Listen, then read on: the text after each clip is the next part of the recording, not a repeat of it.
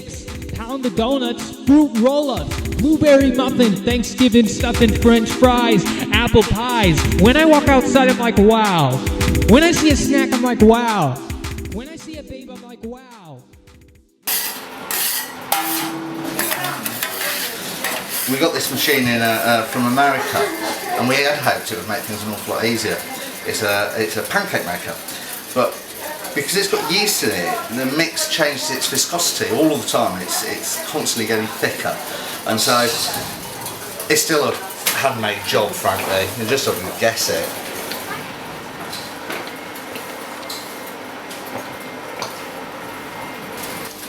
For the squirty thing, how did you make them?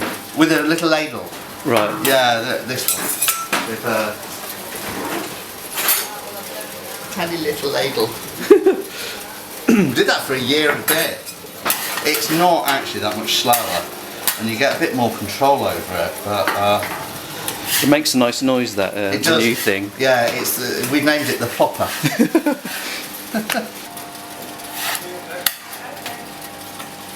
What's the why do you kind of tap it? What's that? The yeast generates little holes in it, but you tap them and you pop the ones on the top. Oh, right. They'll sort of open up usually anyway, but as it gets towards you give them a little tap, any holes that can you see the little bubbles that haven't popped yet? Yeah. Yeah. Pick them up, tap them, and they'll just open up. So what the difference between a pikelet and a crumpet is? It's mostly regional variation, frankly. It's often considered that pikelets are a little bit thinner than a crumpet, but frankly they were both part of a working man's food tradition that nobody thought was interesting enough to record until relatively recently. They're both words that originate in the Welsh from a word that means pancake, which is not very helpful. But every culture has got its own version of a leavened bread you can cook on a surface, because it means you can make bread if you don't have an oven. The monks wouldn't have dreamed of putting smoked salmon on these. You know, that sort of thing would be.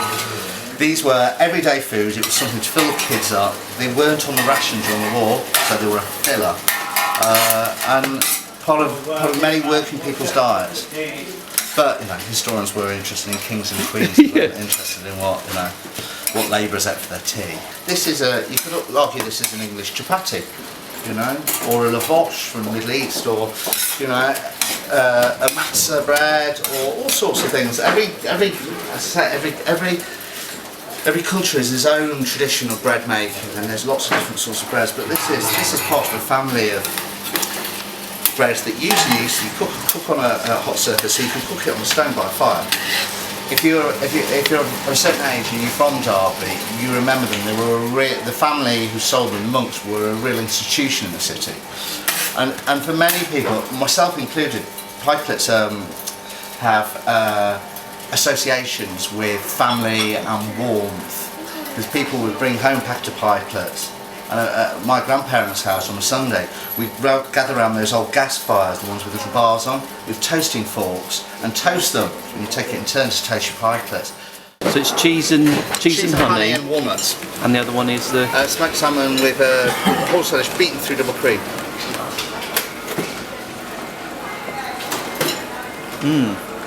Oh wow.